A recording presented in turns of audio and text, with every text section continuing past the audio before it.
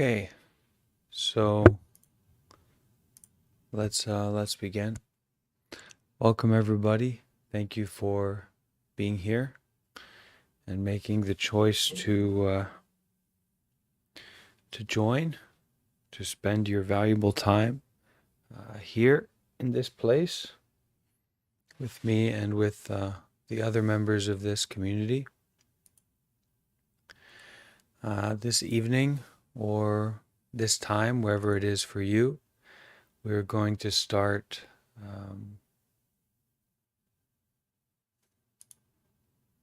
meditating, and we're going to focus on meditation this evening. Before we begin, does anyone have any pressing questions, important confusions that need to be addressed before we get into meditation?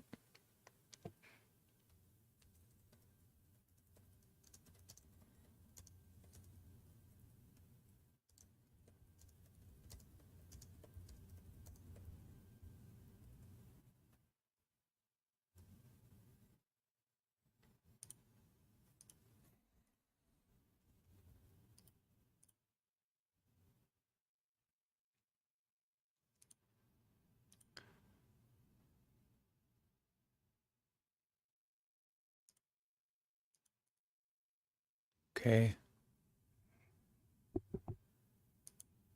All right. So then let's dive in together. All right. So first things first, we can find a meditation position, both for our body and also for our mind. So for the body, we simply need to get comfortable, find a comfortable and stable position to be in.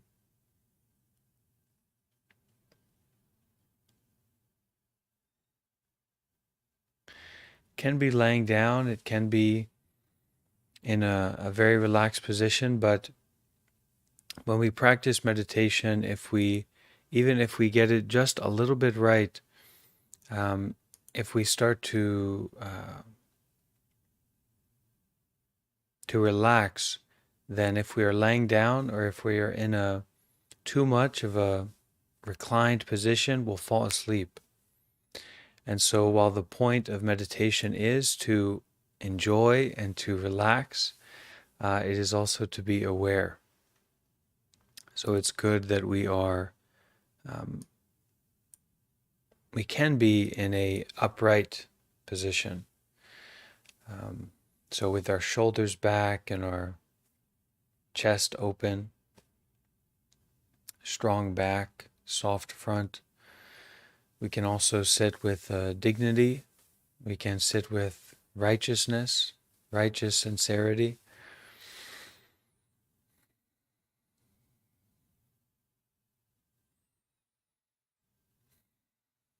I can remember from my youth, there was something called a Bible man, and he would put on he would have the sword of righteousness or the shield of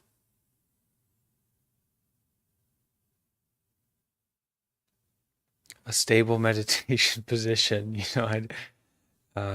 We start to put on these qualities for our body so that we can step into this field of practice, so that we can confront these demons, these devils of confusion, attachment, desire, fear. So we find a comfortable, stable position for the body.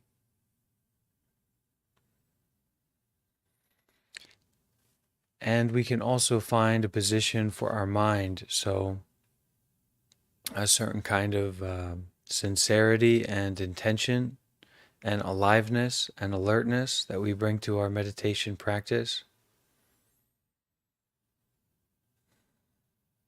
So that may mean that we consider why we are here, why we want to practice meditation, what the reasoning for that is.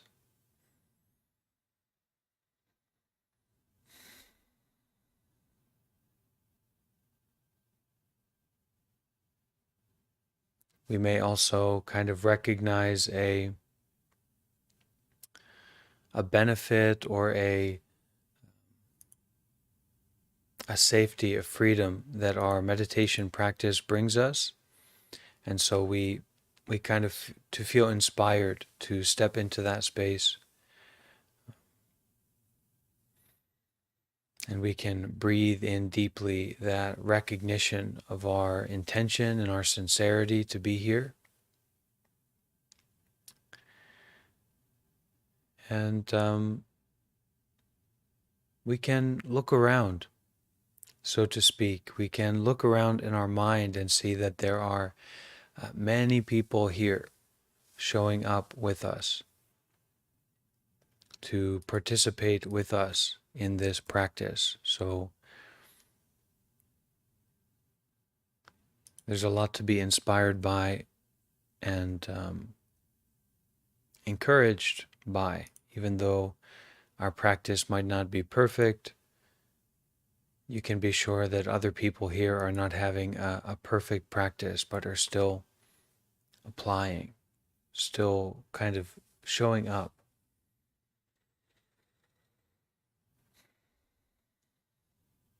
So finding that beginning position, that starting position, comfortable, stable, simple for the body, and also for the mind, we can pick up our meditation method. So in practice, if we can find that comfortable, stable position for the body, and we can find that sincere and suitable position for the mind, now we're in a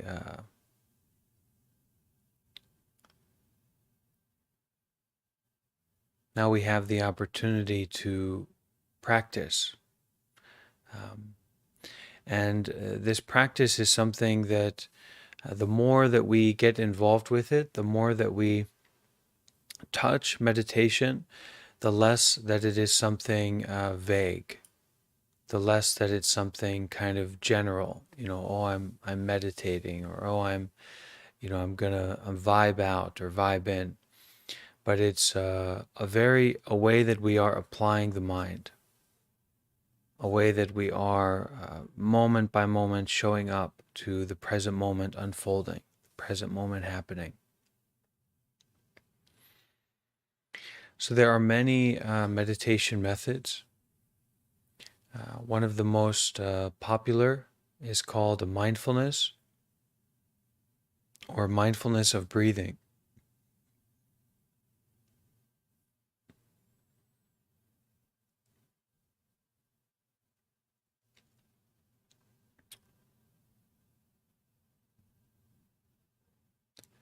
So this mindfulness of breathing, this meditation method is really and truly to feel the breath, to feel the breath as it enters into our nose, and it's just as raw, unfiltered, we can say, as going for a walk step by step.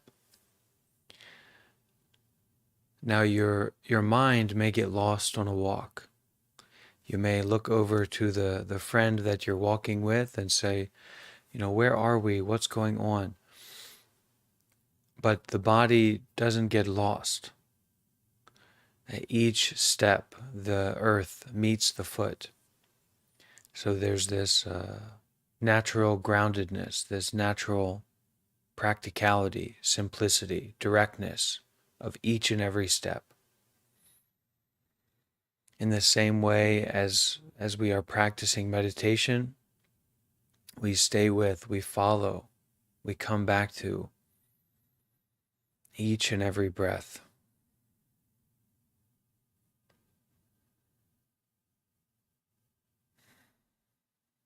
And we breathe in a way that is generating joy, and especially is generating sincerity and intimacy. We're really being here. We're feeling this presentness, this awareness. We are feeling this attending to of whatever life happens to be at this moment.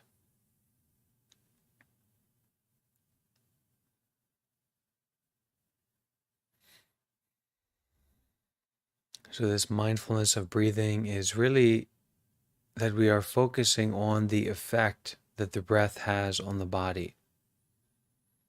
We can say that the breath and breathing is this kind of happening. It's happening.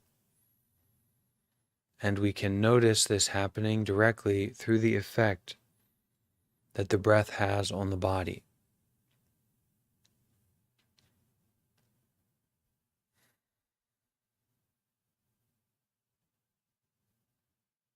If your entire meditation practice is to find that meditation position for your body and that position of your mind, and then just breathing in and breathing out, then we can say that you've understood what meditation is, and it's up to you how far you want to walk, how deeply you want to go into this forest, this mind.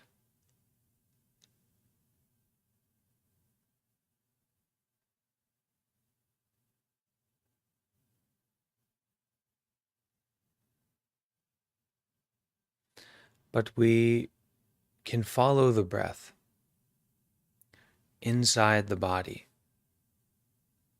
We can feel the effect of the breath not just on the tips of our nose, but we can feel the effect of the breath as it goes down our neck, our throat, goes down past the heart into our lungs,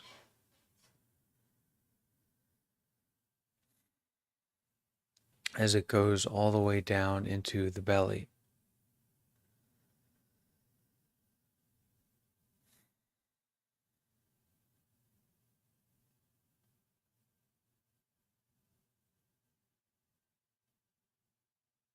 As we breathe in this way, as we notice the effect of breathing in this way, there's really a lot to enjoy. There's a lot to be intimate with.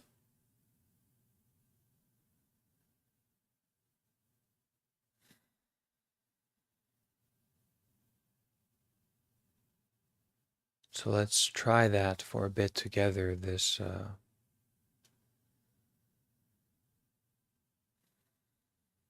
feeling the effects of the breath deep in the body.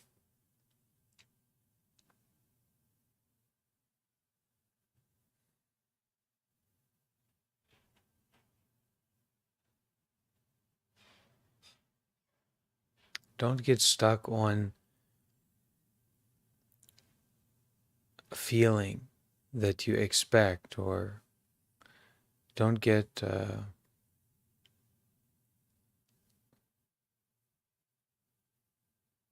really get involved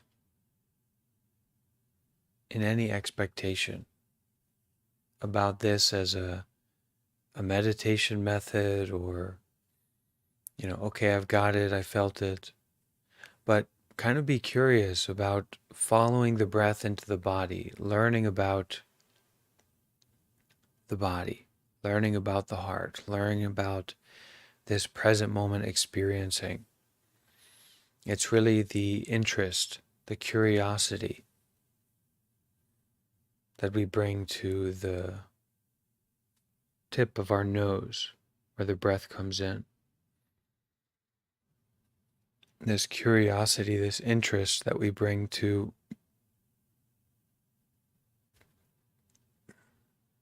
the lungs, the stomach,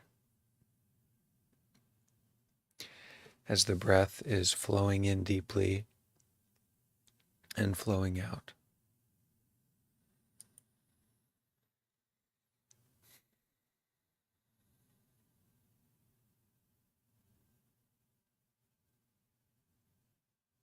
Let's practice like this for a few moments together,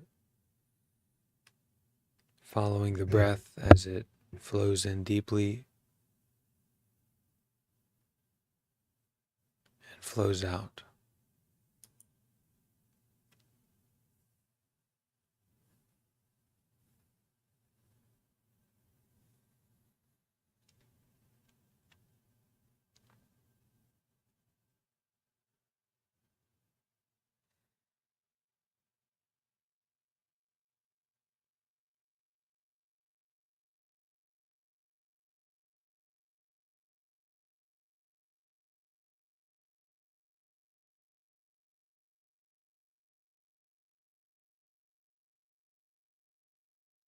And as we breathe like this, it's not an exclusive practice.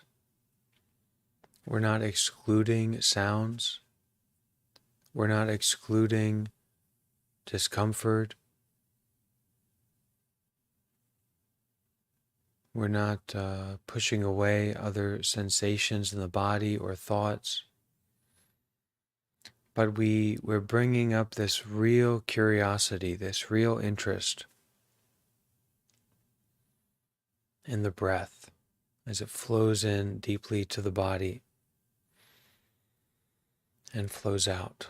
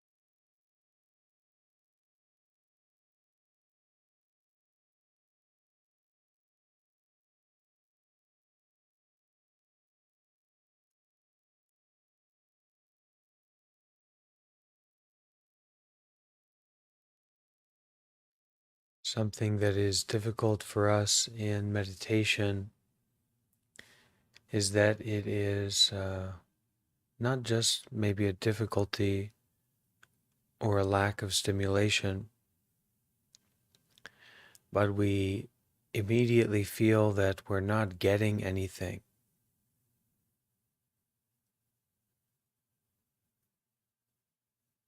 So we quit.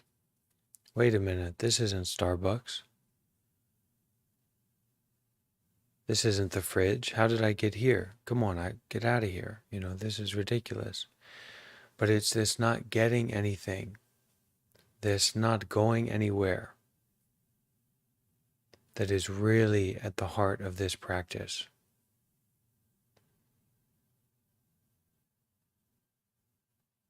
This not knowing, not getting, not going, not doing.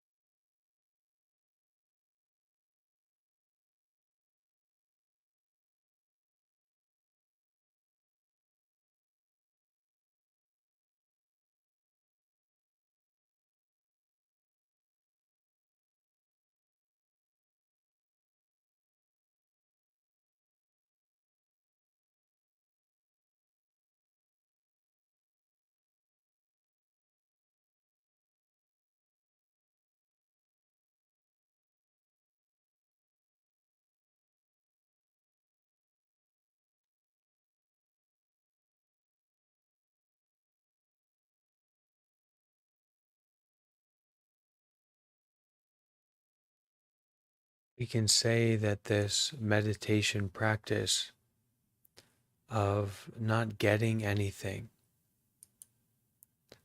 and not going anywhere is really at the heart of the Buddhist path.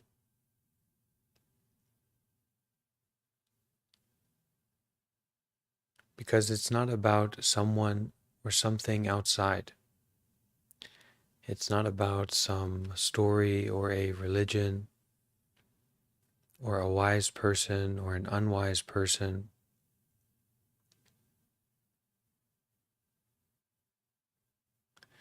It is becoming curious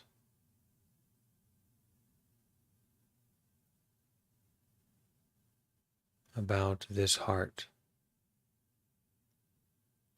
this breath, this body. It is about walking the path of finding the truth, whatever that may be, inside.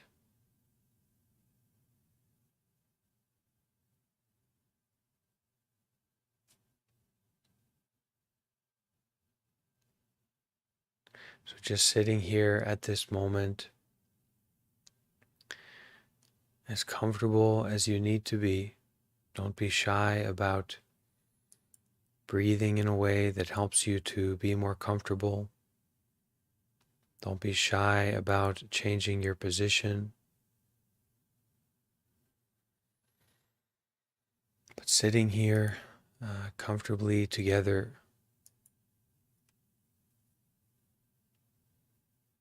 breathing and being aware.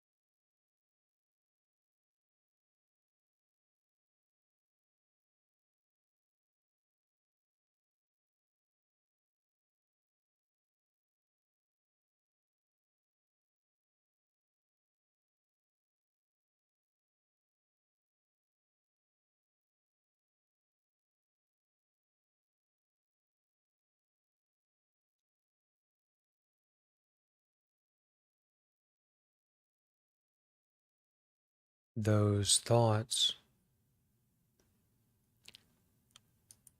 or judgment qualities in the mind,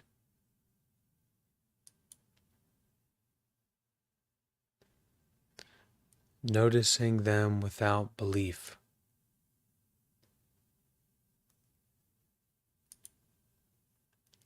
The same with sensations in the body. Oh, it says it's painful. It says it is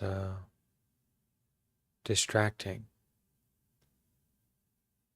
Just to look, not to believe, but to look more closely.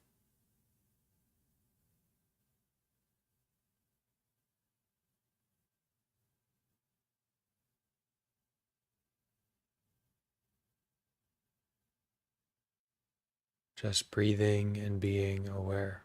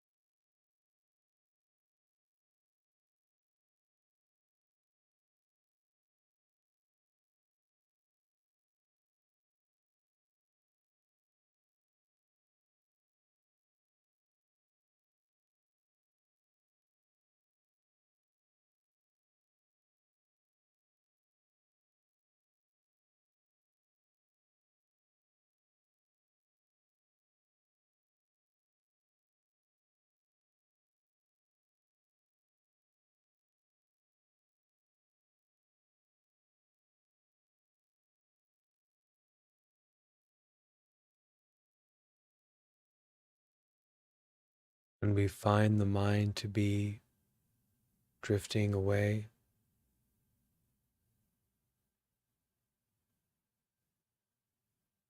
coming back,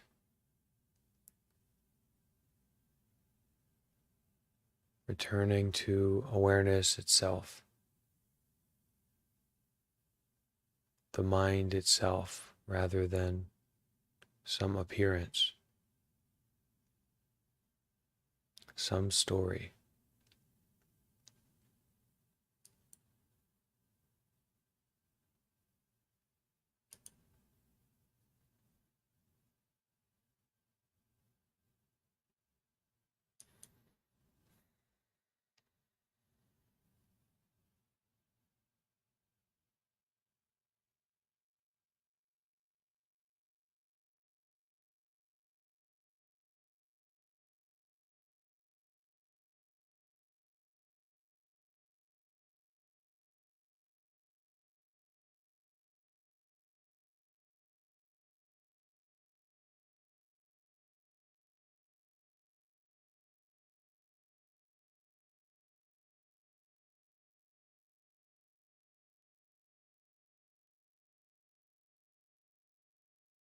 Sometimes a thought or situation in our life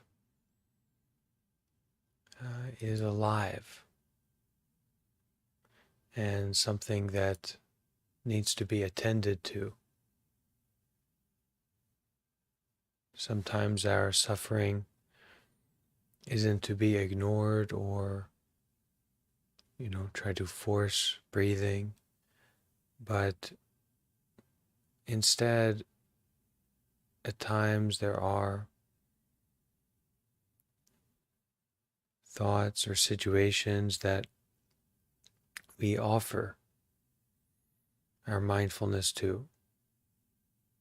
We offer our caring and gentle embodiment to.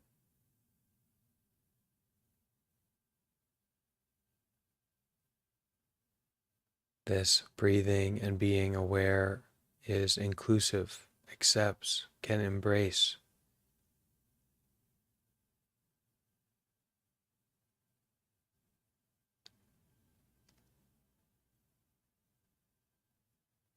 So making sure to attend to what is arising now,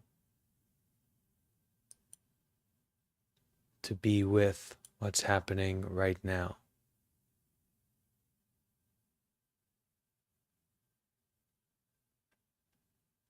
No good or bad or right or wrong, but just being with.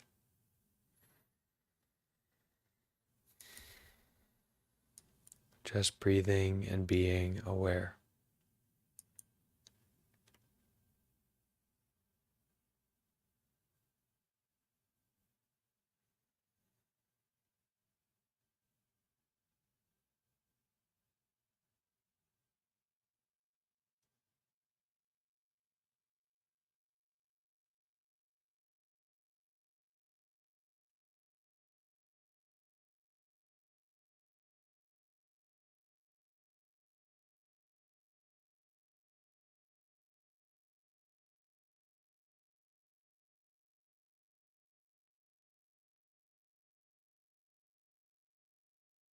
In some ways, our meditation is just like stretching. At the beginning, we aren't very flexible, and we need to be careful in the way that we stretch. We need to be gentle.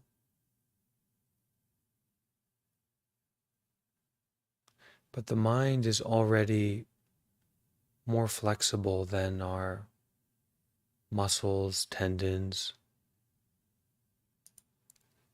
The stretching that we practice here can take on many qualities. As long as our sincerity can keep up with our experience, as long as we can sincerely apply this gentleness, this kindness, as long as we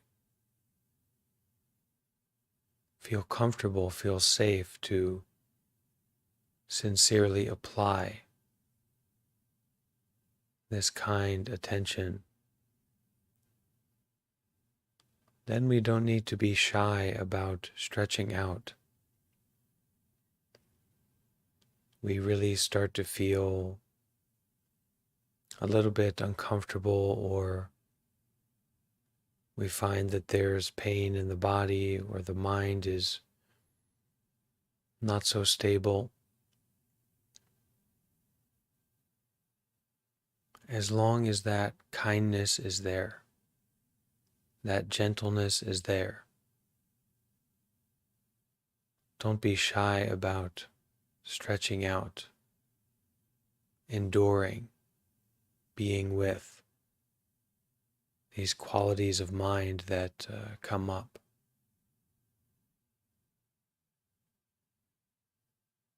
Always coming back. The awareness itself, the breathing itself, the open-heartedness itself.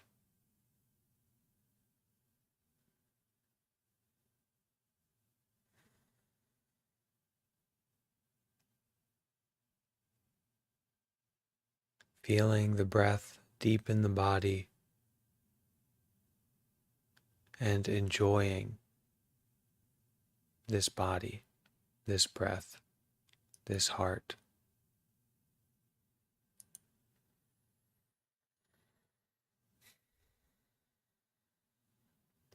Enjoying and embracing.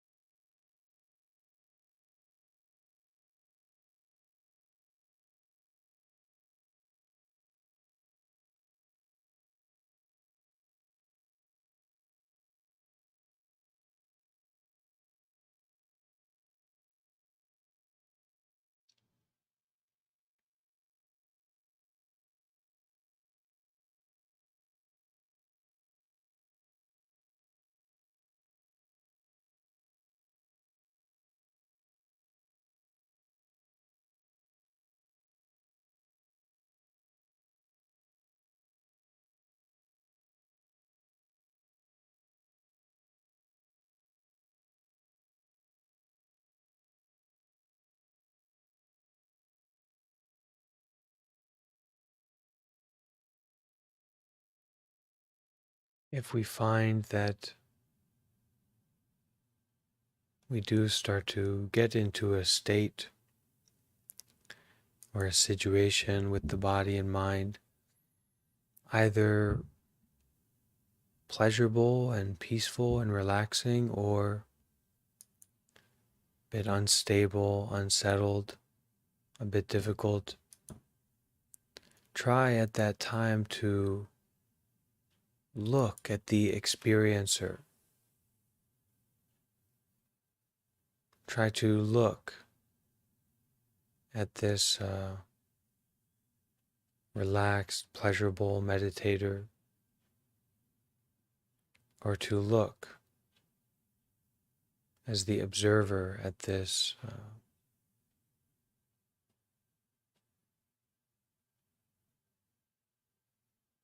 scattered mind, difficulty, tension, and to look with benevolence, to look with gentle, wholehearted, non-judgmental awareness at what is happening right now.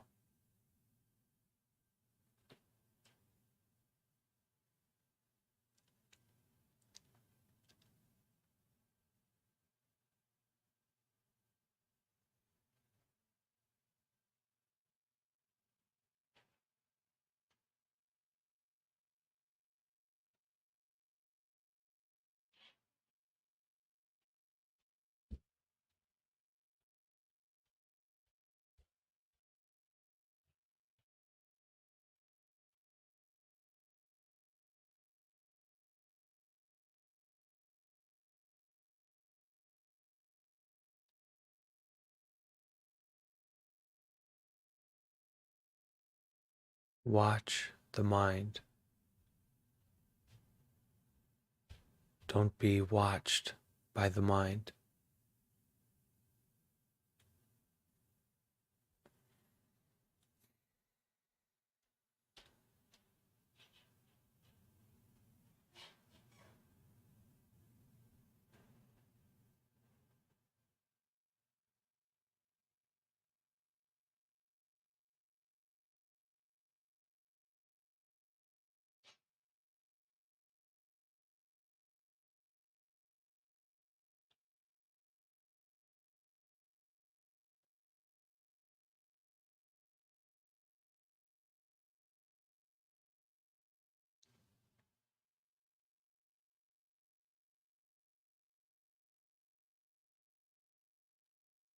So at this time we can open our eyes if they are closed, and we can massage our face, our head.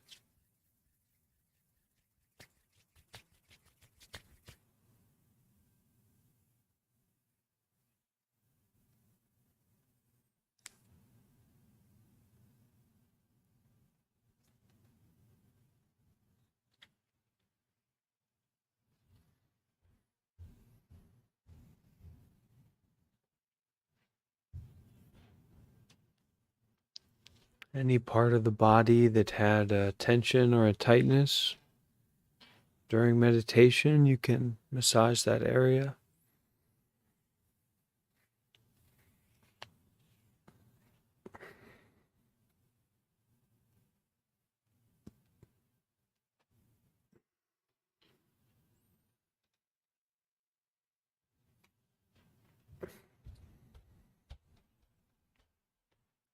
And even though there is movement, you can still stay with your mindfulness of breathing.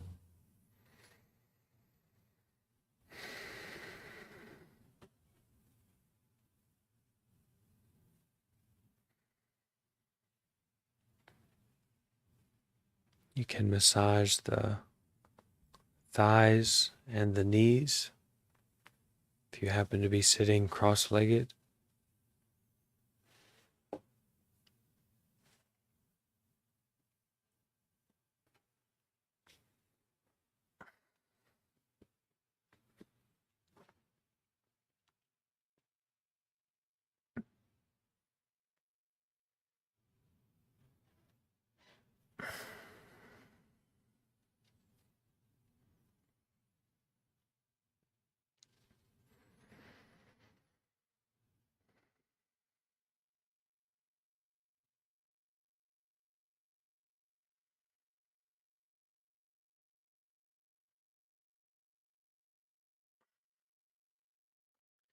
Giving a self-massage after meditation is a really lovely way that we can attend to our body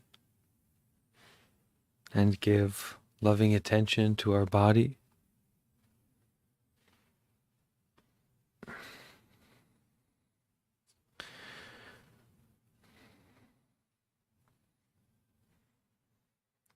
If our body is somewhat comfortable and not very painful in meditation, you can really consider that that is an incredible blessing and incredibly rare. So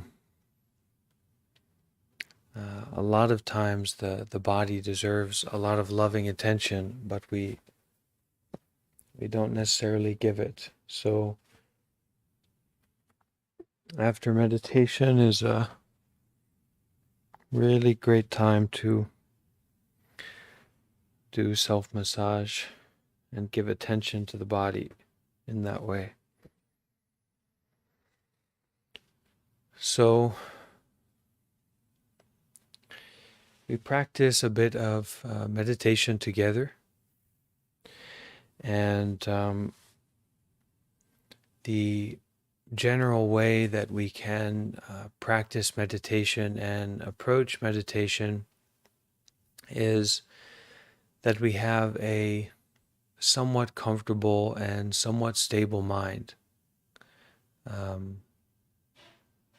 comfortable body and stable mind, simple mind to kind of show up to the practice. If you are quite aware that you often don't have that, or that is a bit obscure for you, a kind of simple mind, or a generally calm sense, or a general comfort in the body, then the Buddhist recommendation is that you get involved in doing more good deeds in your life. So doing acts of generosity, doing acts of service, doing acts of sharing, not doing something to make money, but doing something to share, to offer out what you have, not to get back. So when we do these kinds of practices, we can say that the mind tends to calm and stabilize naturally. And this is something that is essential for meditation.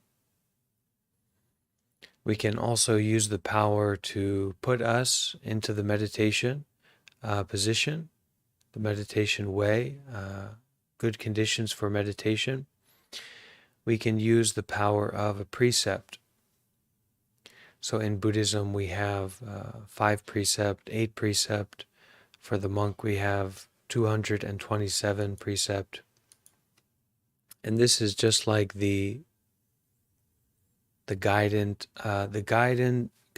of restraint, so that our generosity or our doing good is not only what we start, what we give up, but it's also what we don't do. It's what we restrain ourselves from doing. Okay? And this is also important to develop and to cultivate the meditation mind, our capacity to go really into meditation. Most people are in a situation where they can't, and maybe most of the time we are also in that situation where we can't really go into meditation because the mind is unstable, scattered.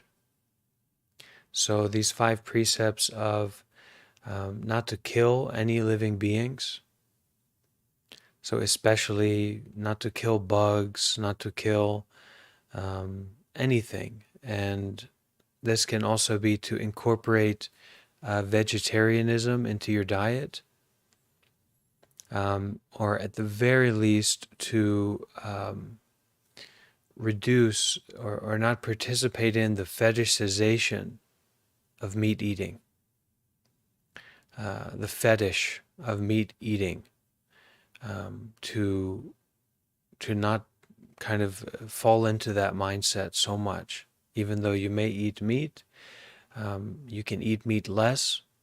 Even though you may use dairy or cheeses, you can use them less. But especially if this is all that you can do, you should do it. Don't make a fetish of meat eating. Meat is not a pretty thing. It's not something to make light of. And this is a practice. This is a process. This isn't to be good or bad or right or wrong, but it's a way of recognizing the harm of killing and the mind of killing. So don't kill any living beings. That's the first precept. Secondly, not to take what is not given. So don't go out of your way to try and exploit or to take advantage, but accept what is offered, use what is offered, and don't steal. This also means not to take what is not offered. So if someone doesn't offer something, you don't try to take that. You don't try to force them to give that to you or to share that with you. You accept that that is not offered, and you don't take it. You don't try to take it. Okay? refraining from sexual misconduct. Number 3, so to be very careful with our sexual energies. Of course, there's this, people say Kundalini yoga, or people say, sexual liberation, these kinds of things. That's all good and fine. What do you like to do? That's okay. But the real intention of this precept is to be very careful with your sexual activity. Be very careful in how you use your sexual energy. The carefulness is at the heart of it, so that it doesn't harm you, doesn't affect you in an unskillful way, and also doesn't affect other people in an unskillful way. So be very careful with your sexual activity, your sexual energy. Try to practice restraint. It's a good thing to do. Number 4 is to the speech. So be careful about speech. Don't speak roughly. Don't speak in a way that is to lie. Don't speak harshly. Be really careful about your speech. So we say to use gentle and loving speech. Okay? And finally, to observe the precept from taking any intoxicant or drug. Okay, so if we are regularly taking recreational substances, if we are regularly drinking, if we are regularly smoking, things like that, something that clouds the mind, intoxicates the mind, try to practice restraint. Try to do it less, at least. So we can say that someone who is looking to the Buddha, the Buddhist teachings, someone who is looking to the Dhamma, the Buddhist teachings, the Buddhist guidances for living life, someone who is looking to the Buddhist community to support and to enrich their lives, and is going in those directions. That's what we do together. We go for refuge in the Buddha, the Dhamma, and the Sangha. Okay, the Buddha, we are able to refresh, restart. We are able to wake up. We don't just need to be locked into a dream and stay there all the time. We can wake up. We go to the Dhamma, the Buddhist teachings, truth teachings, and we rely on them. We go to them for refuge. And of course, the Sangha. This is our community here, and we come to each other for refuge somehow. So we can say that someone who is intending to follow these 5 precepts and bringing these precepts, bringing these ways of conduct into their lives, and someone who is regularly going to these Buddha, Dhamma, and Sangha for refuge, for support, we can say that this is what makes someone to be a Buddhist person. I would encourage you to consider about these precepts and how you can incorporate them into your life. And this will empower your meditation practice, your ability to investigate, and also to be generous, to let go, to share what you have, which leads to many blessings. It leads to many good effects in the body and mind, which are more innumerable than can be listed. But good health, happiness, peace, good relationships, many things. When we start to do good, we start to feel good. The environment tends to be good. I've found in my own life that somehow when I make some unskillful activity, or when I do wrong, somehow the environment kind of meets me in that way. It seems like that difficult situation comes up to meet me after I've been unskillful.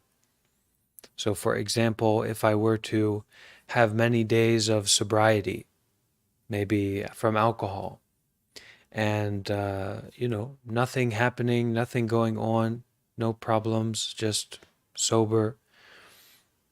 And then the one night to drink, to overindulge in alcohol, to get drunk, to relapse, to fall back. The next day, there's something there waiting, some challenge, some checking point of cause and effect, of karma, where all these days I was sober, nothing happened, no issues, nothing really comes up. But then that moment that you step off of your goodness, of your skillfulness, you step off, you find yourself in another world, in a difficult situation, and not equipped to deal with it. So these precepts, this moral code, this virtuous emphasis that we bring into our life, it really protects and empowers us. And it supports us to practice meditation.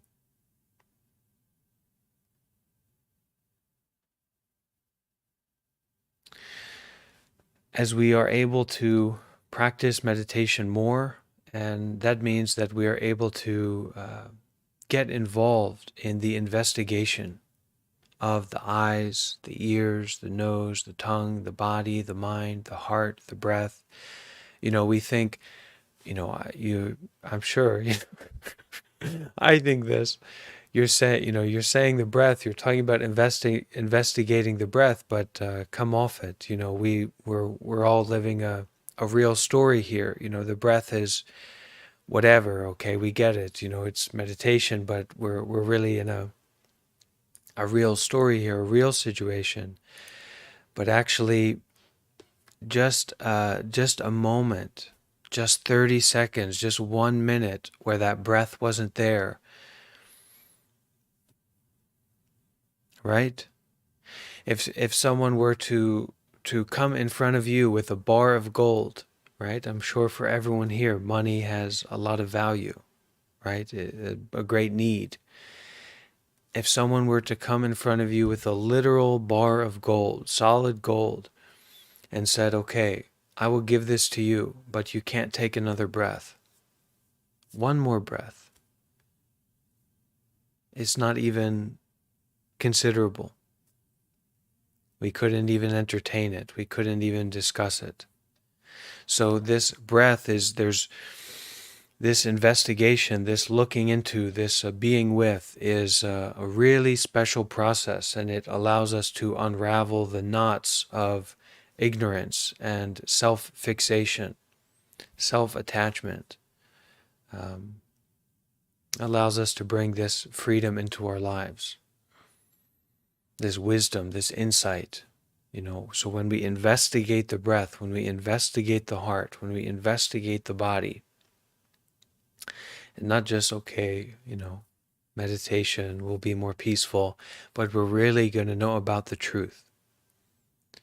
And that truth is not really something that can be spoken in the same way that you couldn't speak about, your next breath or a literal bar of gold. There's a truth there that goes unsaid, and it can only be pointed to and looked into to know for oneself.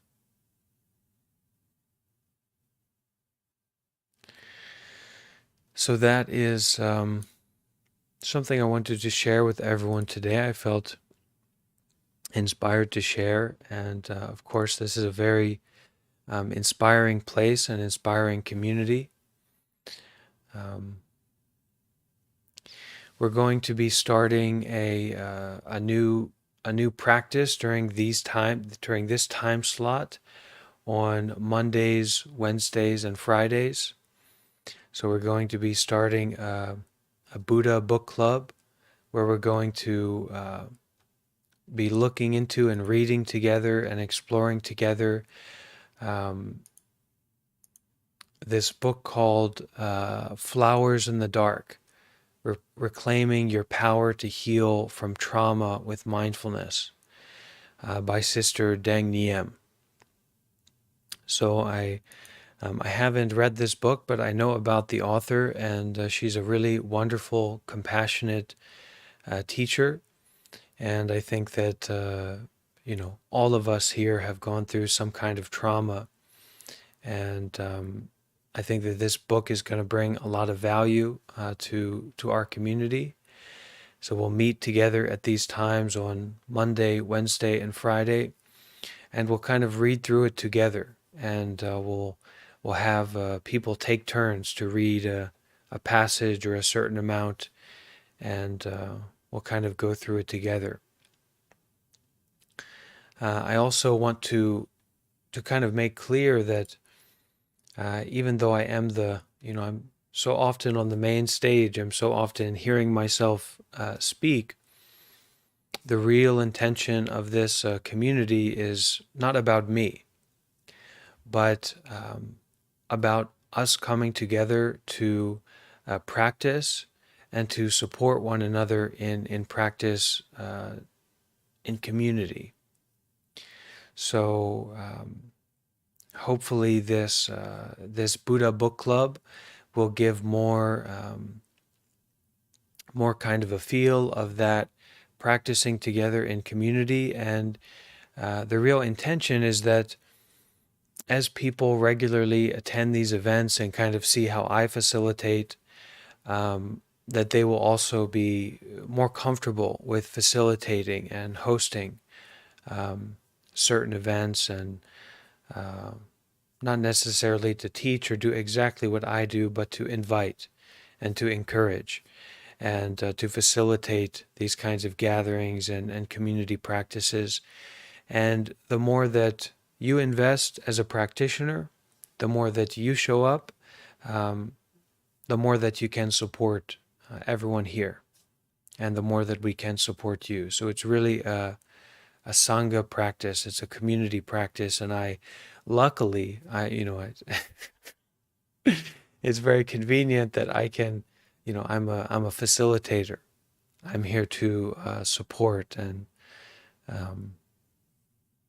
hopefully, as our community continues to deepen and expand, that we have more people who are comfortable with facilitation and sharing, and we keep supporting each other in this way.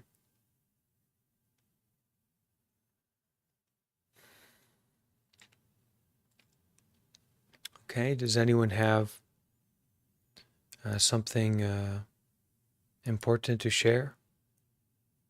Something to question? Hi, Bante. I do have a question. So I was speaking with one of my sisters and just sharing some of my experience with the community and meditating. Now, she's a devoted Christian, and she commented and said that I needed to be very careful with meditation because it opens up the body for, or it invites the body for unwelcome spirits. And I was like, okay. But I do understand that many religions believe in spirits, as you say, or unnatural beings. And I just wanted to get an understanding from how does Buddhism interpret it? Or what is the belief there? Well, you do need to be careful, but the spirits that you are opening yourself up to, in this case, is either the truth, which is often not really what we're interested in. We may feel more comfortable in scented candles and crystals and Reiki and things like this. That may be the kind of dimension that we want to stay with, or other superficial things, not necessarily, or things that carry with them a degree of superficiality that is self-fixated or based in duality. Eating sandwiches and watching TV or something like that. As you go down this path, as you really get into meditation, you may find that your perspective shifts, that your perspective about yourself and the world fundamentally shifts. And so then your relationships with other people shift. So this is something to be aware of. And the other side of it is that you may kind of open, and these go together as well. You may open up, you may, through this process of investigation, you may find things that you don't like. You may find trauma, you may find suppressed memory, you may find these certain kind of difficulties that you're not equipped to handle. So that is to be aware of. That's really to be aware of. So what's the solution for that? How do we take care of that? And it's by not looking at meditation in a vacuum, looking at meditation in an isolated way. But meditation is a part of the path. It's a part of the following precepts of virtue, a goodness, living a good life. It's a part of community. Having community is really essential. So if you're practicing in a sincere, wholesome way with community support, and looking in the directions of good teachings, and if you are living a good life, if you're going out of your way to do good, to be generous, to be careful, to be sincere, to bring a lot of metta, a lot of kindness into your practice, then you should be okay for the most part. There are some extreme cases. There are some people who have certain conditions, or certain conditions come up. But those people also should be supported and allowed to be a part of a community. Those people should also be supported and allowed to self-direct their lives.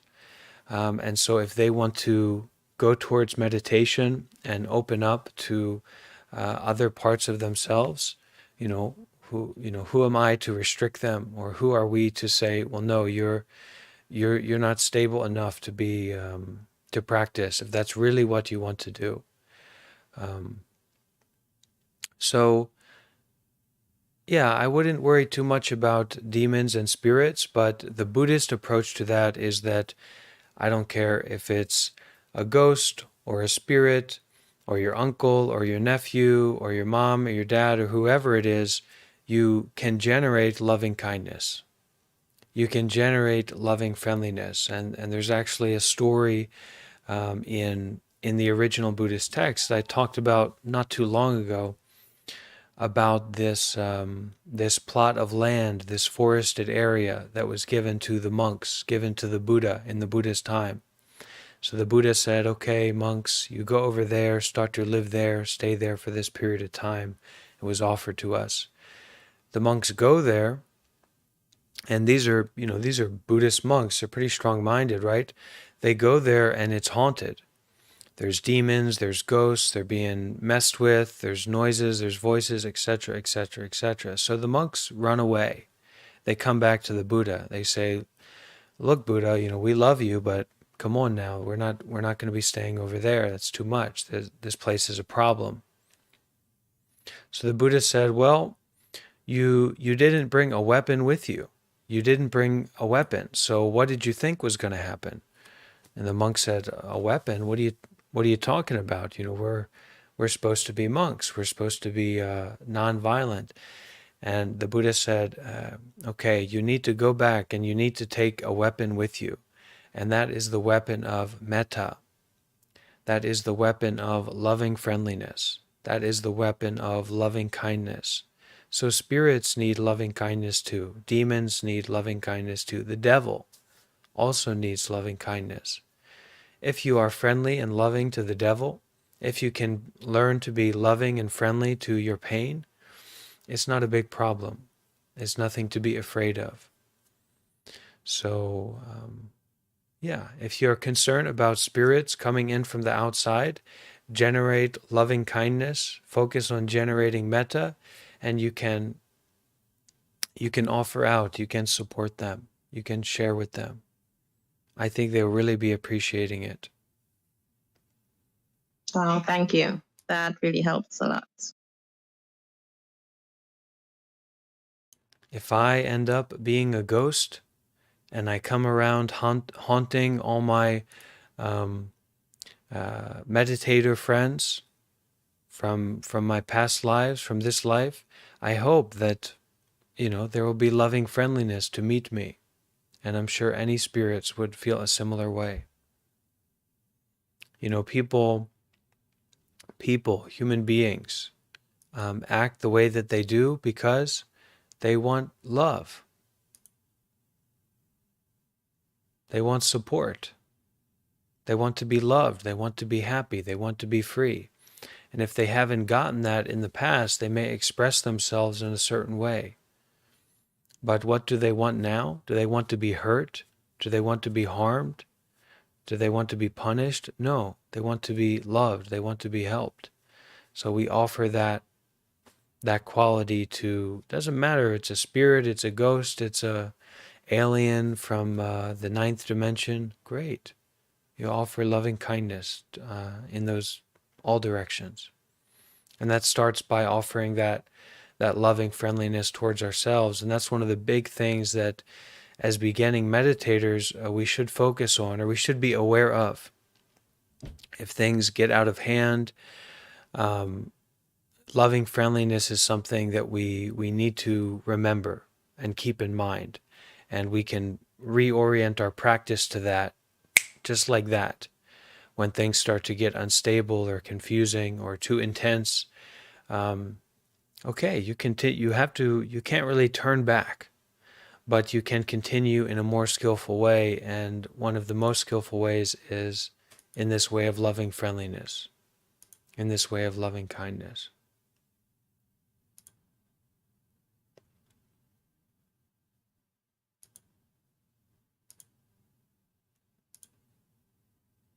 Anyone else? I had a question. Yeah. So when you think of meditation, you kind of think of being like still and calm. On some days, and like today, I'm kind of hyperactive and I can't sit still, but I do pay attention and focus. I was wondering if that's something there's something I should be aware of with that, or if that's a problem. We touched a little bit on this in our morning session with our reading, which was a little bit abrasive. This morning reading, we had this prince that we had to deal with, and it was difficult. But one of the teachings that came out of that lesson was that this mind that is in friction, this mind that is in activity, the prince asked the teacher, the master, does this mind, or how should this mind be brought from activity, from disturbance to quiescence, to quietude, to balance, to peace? And the Zen master replied, that which is at the core of activity, that which is at the core of that going on, is no activity.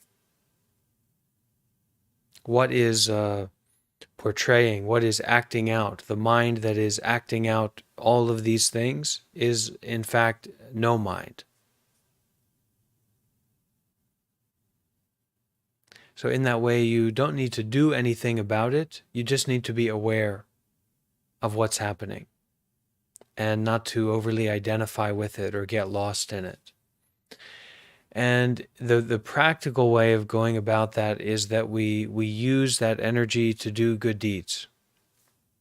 We use that energy to do acts of generosity. In this way, rather than kind of making trouble for ourselves or for other people, we can make blessings. We can make merit. We can do good deeds. So try not to waste your time. And also try not to fall into a kind of lost motion, a confused motion. If you know that there's a lot of energy there, consider what you can do that will serve, that will help, that will bring benefit, and do it. Try.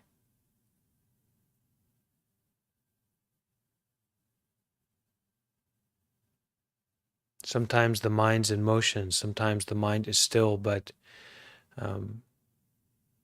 both are composed of no mind. Both at the heart of them are no mind. It's just like clouds in the sky. So we need to enjoy and appreciate and simplify and do good and be good at those times is really what's essential.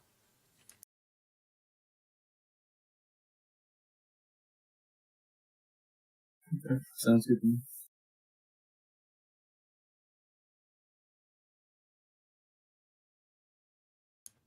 If Can we you are, hear me okay? yeah, Eric, go ahead. Um, I was just gonna mention very quickly that what you said earlier about it's our decision about how deep we go. I really took that in, and I realized that it takes some time for me to get into that space. Like it takes a little bit of concentration to really get there. Like it takes time to get it deeper and deeper and deeper and deeper. And I was pulled out of it, and then I came back, and it feels like it just takes time to get to that really, really deep place. And I was wondering, when you start meditating, does it happen right away, or do you have to wait a little bit for your thoughts to kind of calm down? No, you shouldn't think about it in this way. The deep that I'm talking about is consistency, not intensity.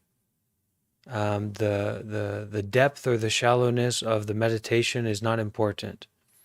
It's to the degree that you show up again and again and again and again. Okay, so for the sessions that I'm hosting, for example, today I started at first session was an hour and a half, and then the next one is an hour, and then the third one is this one, which is about an hour and a half. So, to participate in something like this daily for 3.5 hours or more, you must be a fanatic. So this is the depth that I'm talking about. It's a consistency. It's the regularity to show up again and again and again and again. The quality of the meditation isn't particularly important unless you're getting sick, and then you need some medicine for your mind. You can, if you're practicing meditation in a really unskillful way or problematic way, then you'll disturb yourself, and you might think that you're having like a special meditation experience, but that comes about because of this misunderstanding of what depth in meditation is. It's consistency, it's not intensity. So rather than, does the mind quiet down quickly or not, it's just to be with the mind again and again. It's that willingness to be with the mind at this moment and many, many moments again and again and again. Okay? Yeah.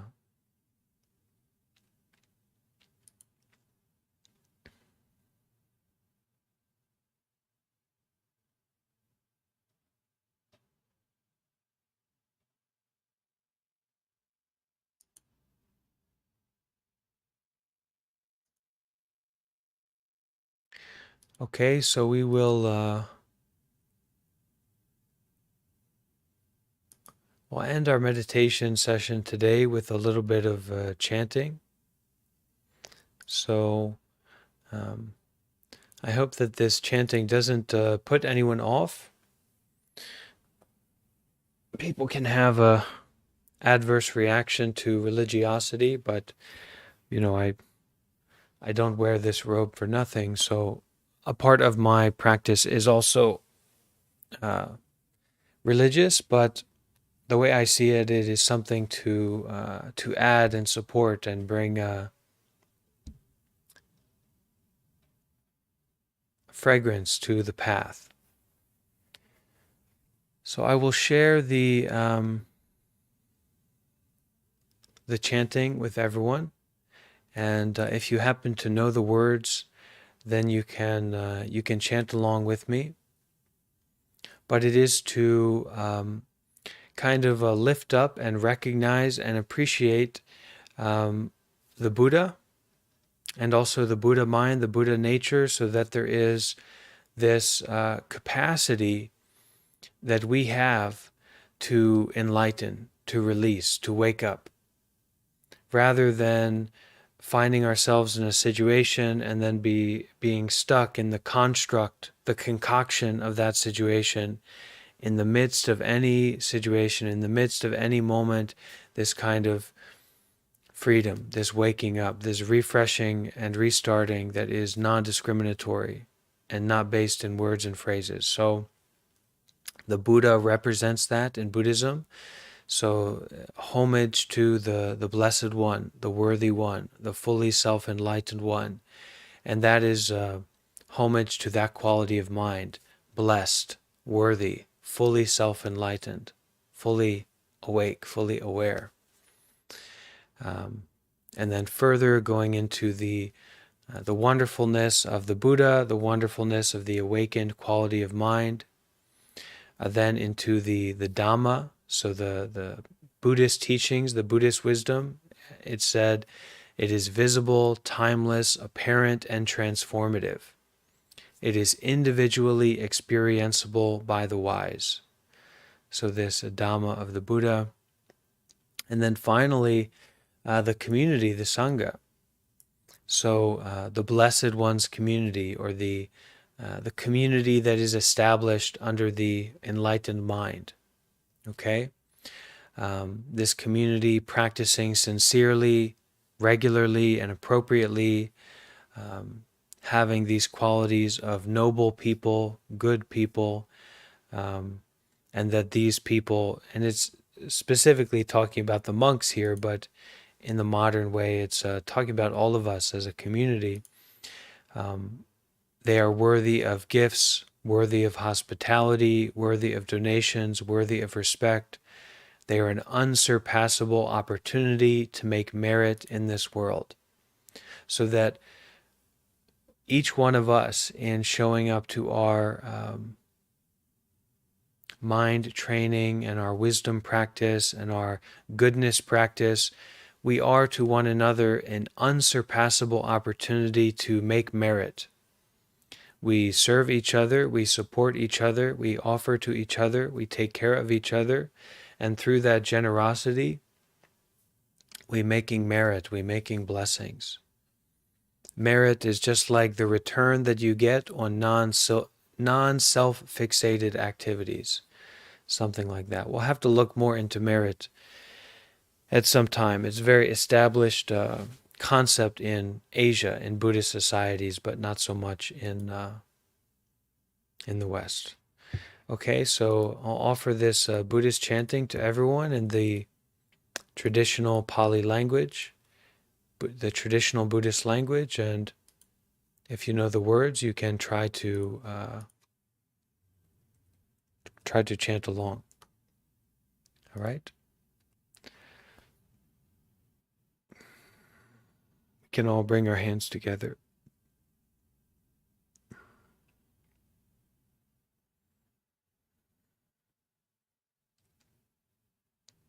Namo tassa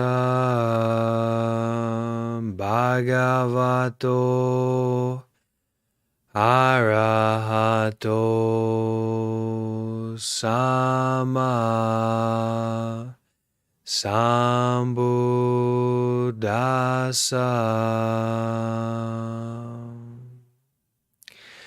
Namo tassa bhagavato arahato Sama Sambuddhassa.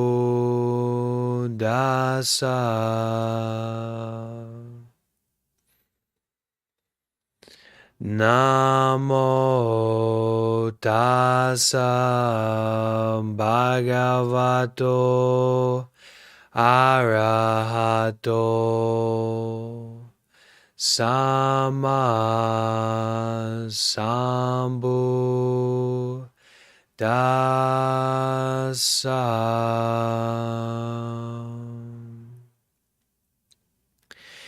Itipiso bhagava araham samma sambuddho Vijacharana sampano sugato lokavidu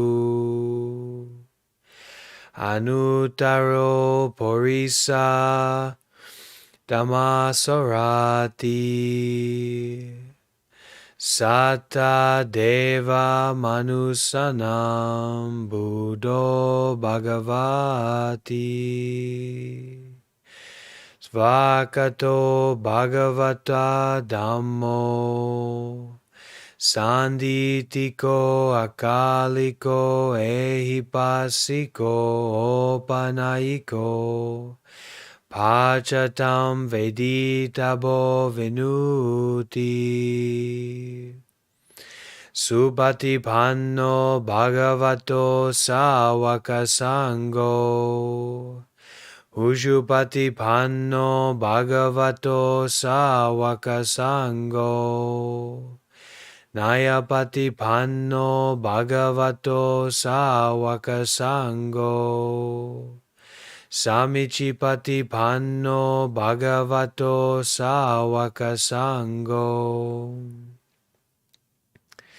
Yadidam Chatari Porisa Yugani Atta Porisa Pugala Esa Bhagavato Sawaka Sango Ahuneyo Pahuneyo Dakineyo Anjali Karaniyo Anutaram Punyaketam Lokasati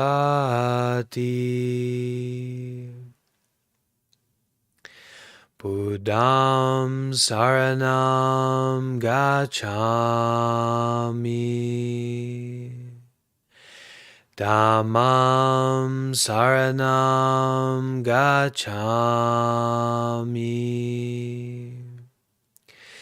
Sangam Saranam Gacchami Tutiyampi Buddham Saranam Gacchami Tutiyampi Dhammam Saranam Gacchami Tutiyampi Sangam Saranam Gacchami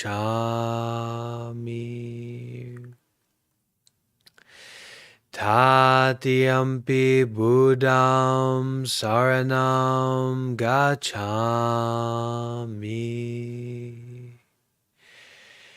Tatiyampi Dhammam Saranam Gacchami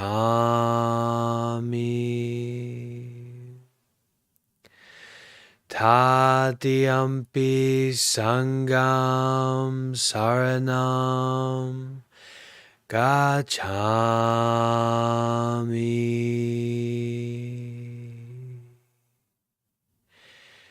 Sadhu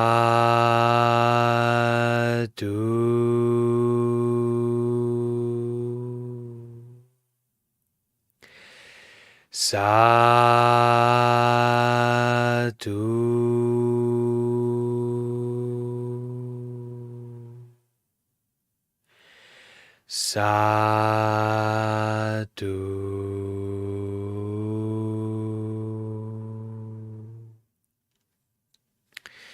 We can all make 3 bow.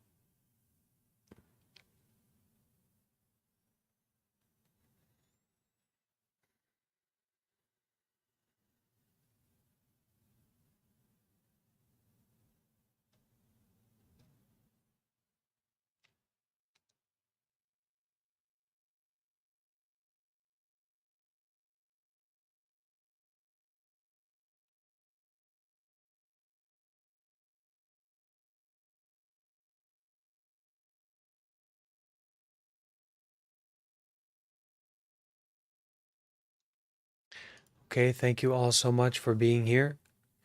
Our regular schedule, 10 a.m. and 8 p.m. New York City time. And we will start our Buddha Book Club Friday. And you can get a copy of that book in the announcements channel. And it's also probably worthwhile to pick up a copy if you're interested on Amazon or something like that. Okay. Thank you. See you all soon. Thank you. Bye. Thank you, Monty. Good night, everyone.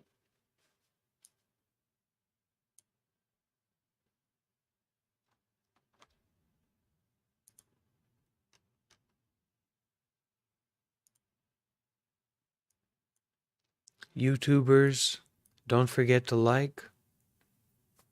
Okay? And you TikTokers, make sure that you're joining over on the YouTube channel, okay? That's the right way to watch.